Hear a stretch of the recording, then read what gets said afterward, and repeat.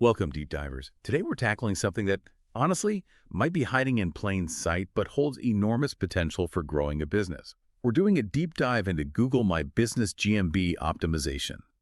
What if, really, the key to massive online presence, getting customers, was right there, just needing a smarter strategy? So for this, we've pulled together some really compelling insights, tips, and, even some, let's say, unconventional tactics around GMB. Think of this as your fast track to getting truly clued in on maximizing that local and sometimes even national online footprint, our mission. To really cut through the usual advice and find the strategies that genuinely make the biggest impact. We'll look at playing by the book, Google's rules, but also intelligently pushing those limits. And it's so important we're doing this now. GMB isn't just some basic listing anymore. It's absolutely fundamental for credibility, for visibility in 2025. Doesn't matter if you're big, small, local, national. And the statistic that really jumps out from our sources, I mean, it's kind of staggering. 80%. 80% of clients doing a local search will contact a business through GMB, not the website. That one number tells you almost everything you need to know about its importance today. Okay, let's unpack that 80%. That's not just wild. It completely flips the script on how customers find and connect with businesses, doesn't it? For so long, everyone chased that #1 spot on Google for their website. The Holy Grail, right? Right. But what our sources are saying is GMB itself, that profile, often brings in more direct leads, more traffic than even a top-ranking website. Right. Why? What's driving people straight to GMB? It really boils down to two things. Yeah. Immediacy and convenience. When someone searches, especially locally, they usually want something now. They have high intent GMB profiles. Yeah. They show up first right at the top, even above the normal search results often, and they give you everything you need immediately. Reviews, phone number, hours, photos, maybe even book now or order buttons. It's all there. No need to click away to another site. Right. Less friction. Makes total sense. They get the answer or the contact info instantly. Exactly. It's the path of least resistance for most people now. So it's about that speed, that direct path to conversion. Okay. And you mentioned it's not just for the local coffee shop or plumber. What about, say, an online store or a national brand? How does GMB help them? That's a really critical point. GMB now functions as this sort of showcase site for any business, full stop.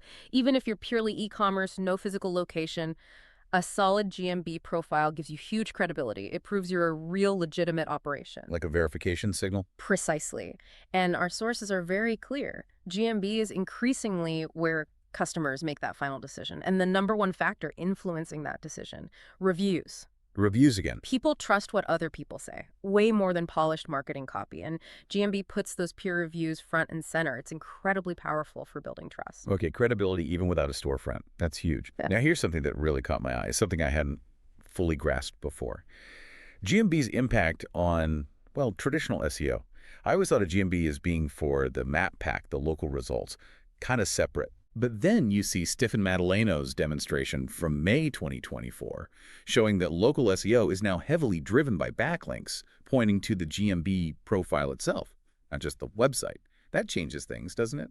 It fundamentally changes the game. Your GMB profile isn't just a listing anymore. It's building its own authority. Before, maybe a local directory listing without a website link still helped a bit. Now, if those directories aren't linking to your GMB, their impact on your local ranking is much less. So the GMB profile itself is accumulating link juice, like a website does. In a way, yes. It's gaining its own authority through those GMB-specific backlinks. And that authority signals to Google that your business is prominent and relevant locally, which then boosts your website's overall performance too, not just the map listing. It's becoming a core pillar of your entire digital presence. Wow, okay, so the lines are really blurring between local GMB optimization and broader SEO strategy.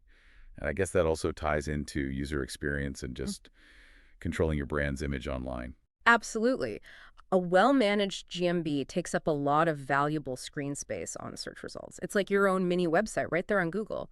It acts like a knowledge panel, giving users quick access to everything. Website link, phone, social media links, even reviews pulled from other places like Pages John's or Yelp or whatever's relevant locally. So it anchors your official info. Exactly. It protects your brand, making sure the right info is easy to find, and it seriously helps the user. Even if you're a national company, having that clear, verified presence builds trust and makes you accessible. Okay, the power is undeniable. So if someone's listening and thinking, right, I need to get my GMB sorted, what's the official playbook? What are the Google-approved white hat strategies that definitely work? Well, the first rule, maybe the golden rule, according to our sources, is pretty straightforward. Listen to Google, which basically means fill everything out completely, every single field Google asks for. Don't skip the small stuff. Don't skip anything. Google often uses a kind of completeness score internally. Profiles that are 100% filled, even things like accessibility options, payment types, specific holiday hours, they just perform better. You're giving Google more signals, more data points to understand exactly who you are and what you do. More data equals more trust from Google. Right, feed the algorithm. Okay, makes sense. But if there's one single factor that stands out above all others for ranking, our sources scream reviews. Yep, reviews. But it's not just about getting a ton of reviews and stopping, is it? It's more nuanced. It's about recurrence and the keywords inside those reviews. Can you break that down? What's recurrence? Sure. Recurrence means Google wants to see new reviews coming in consistently over time. A steady trickle is better than a massive dump of reviews from 3 years ago. Okay. It signals that your business is currently active, relevant, and satisfying customers now. It shows sustained positive engagement, which is a huge ranking factor. So recency and consistency matter more than just the total number. Got it. And the keywords in the reviews. That sounds really tactical. It is, and it's super powerful. Google reads the text of the reviews, not just the star rating. So if you can naturally encourage customers to mention specific services or locations in their comments, you're essentially feeding Google confirmation in the customer's voice about what you do and where. Like free user-generated keyword optimization. Exactly. A review saying, "Thanks for the amazing emergency plumbing service in downtown Springfield," tells Google you offer that specific service in that specific area. We've seen businesses start ranking for very specific search terms, sometimes only because those terms appeared frequently in their review comments. That's brilliant. So a practical tip for listeners. When you ask for a review, maybe via email, you could gently guide them. Don't tell them what to write, obviously, but prompt them. Maybe ask something like, could you share what you enjoyed about your deep tissue massage? Or tell us about your experience with our tax preparation service in your city. Precisely. Make it easy for them to include those valuable terms while giving genuine feedback. It helps them, and it helps you massively with GMB ranking. Okay, reviews are crucial. What other foundational things should people focus on in that official playbook? Right. Other basics. Your business name. This is like your website's title tag, a really important ranking factor. But, and this is a big but, be very careful about stuffing keywords in there. While it can be powerful, Google's cracking down hard on this. It's risky, you could get suspended. We'll talk more about the risky stuff later, but for the white hat approach, stick to your actual registered name. Okay, name is important, but play it safe. What else? Categories. Choose your primary category very carefully. It has to accurately reflect your main business. Getting this wrong, like saying you're a software company when you're actually a marketing agency, will kill your visibility for relevant searches. Because Google uses it to classify you internally. Exactly. And use secondary categories too to cover all your bases, but the primary one is critical. Then, services and products. Maximize these sections. List everything you offer. Use good descriptions. Think about the specific terms people search for. And here's a pro tip from the sources. Create dedicated pages on your website for each key service, especially localized ones. Then link directly to those pages from the corresponding service entry in your GMB. Creating a strong connection between GMB and the website content. Yes, it reinforces your expertise and relevance for those specific offerings in Google's eyes. And lastly, photos and updates Google posts. Don't just upload 50 photos on day one and forget about it. Add new photos regularly, post updates frequently. Show Google you're active, current, engaged. Keep the profile alive and fresh. Okay, that's a solid official strategy. Now, there was a simple, almost sneaky trick mentioned. Operating hours. Can adjusting your hours really boost your ranking? It absolutely can in certain situations. Think about it. If someone searches for, say, pizza near me at 10 p.m., and most pizza places closed at 9 p.m., but you're open until 11 p.m., You jump to the top for that search. bingo. Google prioritizes businesses that are actually open and available when the user is searching.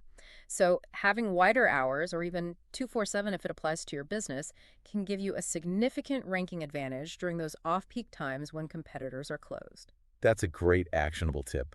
Simple but effective. Right. And what about the more traditional local SEO factors like NAP consistency or just where your business actually is? Yeah, they still matter. Consistent NAP name, address, phone number across the web on other directories and citations still signals trustworthiness to Google. It helps verify your legitimacy. And yeah, physical location proximity is still a factor, especially for broad searches like dentist in London. Being closer to the perceived city center generally helps. It's just one of those basic local search realities. Right, the fundamentals still count. Yeah. Okay, so we've covered the play-by-the-rules approach, but our sources also talk about a different philosophy, about strategically playing with Google, maybe bending the rules a bit. This is where it gets really interesting, but also riskier, right? Exactly. There's this counter idea that emerges from certain SEO circles. Don't listen too much to Google. Now, this isn't about being reckless. Outright manipulation will get you suspended. But the sources suggest there are ways to intelligently stretch GMB's capabilities, test its limits, based on understanding how its validation and algorithms work.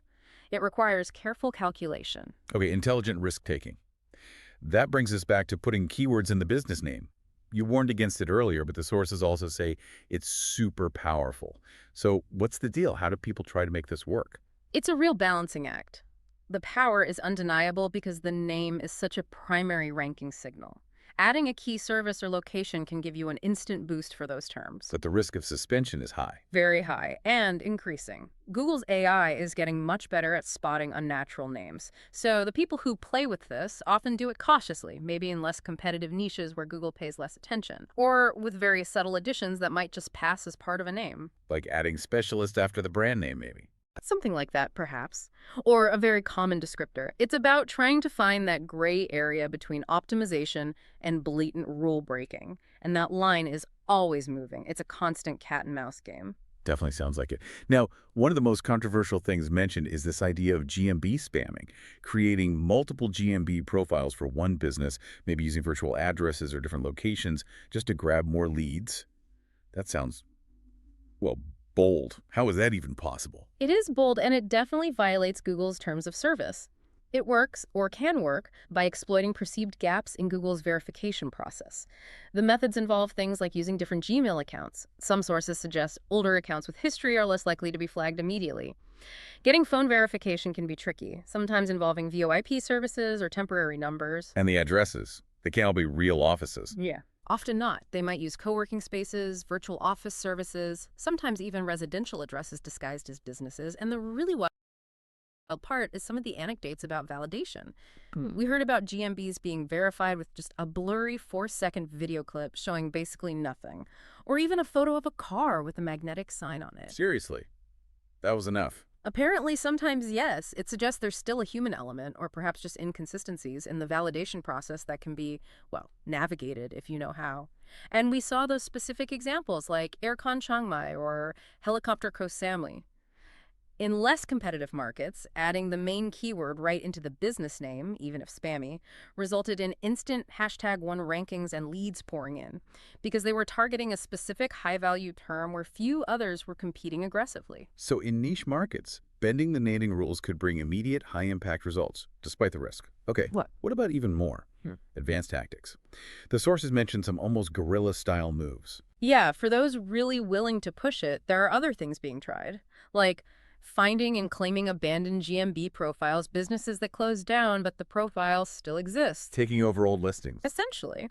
Or, even more aggressively, finding a competitor's unclaimed GMB profile and adding your own website or phone number to it. Wow, hijacking competitor traffic. It's definitely crossing a line for most. Then there's leveraging high-level Google local guide accounts. Apparently, edits and suggestions from these trusted users often get approved much more easily, bypassing some checks. Because Google trusts their input more. Seems that way. And one more. The third-party user trick. Someone first suggests a business exists on Maps, just as a regular user. Then later, someone else maybe connected comes along and claims that listing or adds their details. It sort of bootstraps the listing using Google's trust in user contributions. And this cannot be stressed enough with all these tactics. Suspensions are frequent. They are part of the game if you play in this gray area. And if you do get suspended for over-optimizing, the advice is clear. Cut it out immediately. Remove the keyword stuffing, revert to your real name, clean up anything questionable, go back to the white hat methods. It's a constant cycle of testing, maybe getting slapped, and then adapting. The crucial warning. So, pulling this all together, navigating this GMB world seems complex. What are the biggest mistakes people make, the traps to avoid? whether playing it safe or pushing limits. Well, recapping the common errors our sources highlight. Number one, not working on reviews, either not getting them consistently or just as bad, not responding to them. Huge missed opportunity. Number two, incomplete profiles. Leaving sections blank is just leaving ranking potential on the table. You're not giving Google the full picture. Signal density, as you called it. Exactly. And number three, over-optimizing the business name or choosing the wrong primary category. These are quick routes to suspension, especially the category mistake. It fundamentally misrepresents your business to Google. And getting suspended. That's not just a temporary setback. It can be a major headache, right? Especially if your business isn't perfectly documented. Oh, it can be a nightmare. If you don't have a clear physical presence that you can easily prove, or if your official business registration, like a CARBIS in France or your LLC docs elsewhere, isn't perfectly straightforward. Good luck getting reactivated. It can be a real pain, as one source put it.